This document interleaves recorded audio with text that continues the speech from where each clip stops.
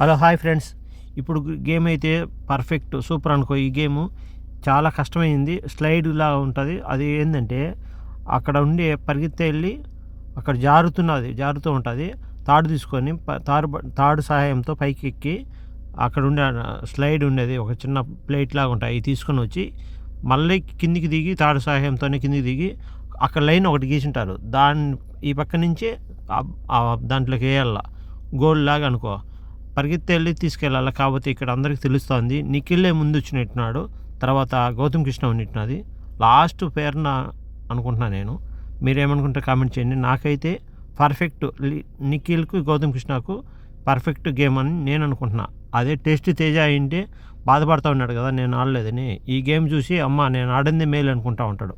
మీరేమనుకుంటారు comment చేయండి. నాకైతే నిఖిల్ గెలిచాడని నేను అనుకుంటున్నాను.